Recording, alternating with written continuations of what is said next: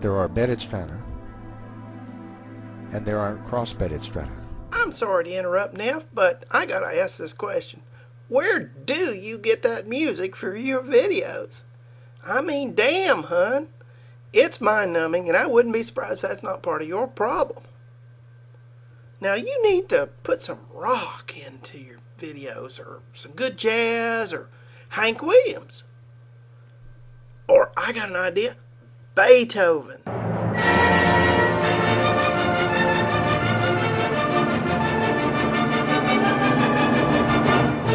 See what I mean, Chunky Monkey? Why your heart will start pumping, your brain will start thumping, your horizons will expand. You might even get over that cannibalistic death cult that you're obsessed with, and you won't have to worry about fitting the square peg of reality into your round hole of superstition.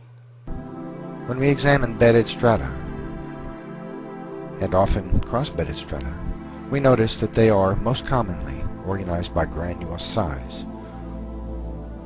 Some strata are not organized by granule size, and this would depend upon the material being laid down at the time. However, whenever a strata is being laid down, which has varying size material granules in it, they are organized by granule size.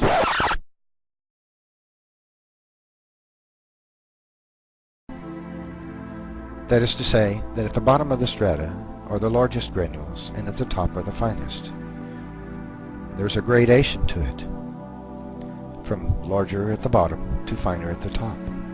The evolutionists believe that these strata were laid down over vast amounts of time.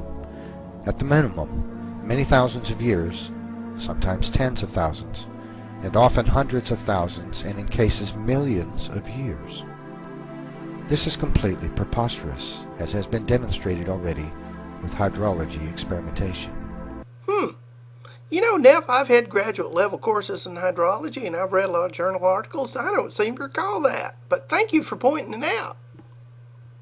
Seriously, Neff, I'm actually very pleased that you're at least dimly aware of a basic hydrologic principle, that if water is moving really fast and has a lot of energy, it can carry really big stuff. But as it loses energy, that stuff settles out, so that we get an upward fining in a lot of sedimentary rocks.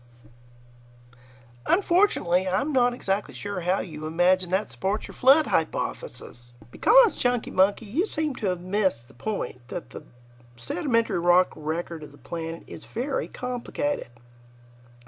You don't see a kind of simplistic upward fining of sediments like you seem to imagine exists.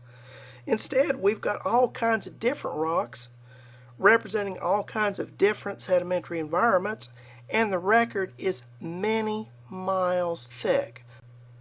And it's structurally complex. You moron! Sorry about that, Neff. Doug's a ghost, so he didn't have to be polite anymore. Now, you had this to say about the fossil record. To become a fossil, it must be buried rapidly. Yeah, and how is that inconsistent with what geologists teach us? Because, you see, fossilization is a rare event. Most things don't get fossilized. And things that do get fossilized, well, there's an automatic bias in the fossil record toward organisms that get buried rapidly.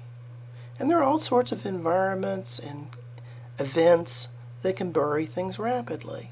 Doesn't have to be a biblical flood, sweetie. Virtually all body plans and phylum of life, not all genus, but all body plans and phylum, are found in the Cambrian strata.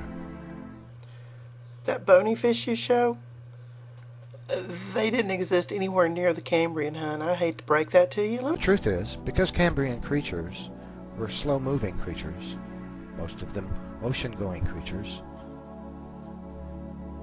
they were captured first by the flood of Noah and buried rapidly. That is why they are found in the lowest layers. Oh, interesting idea. So, reptiles could outrun primitive amphibians, so they're higher in the rock column, and mammals could outrun dinosaurs, and they're higher still. Let me think about that a second.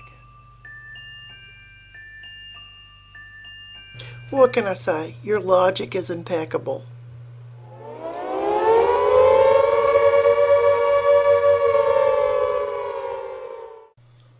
How come we don't find porpoises with plesiosaurs? You think they ran to higher ground? I just feel like I need a shower all of a sudden. Well, he's just an excitable boy.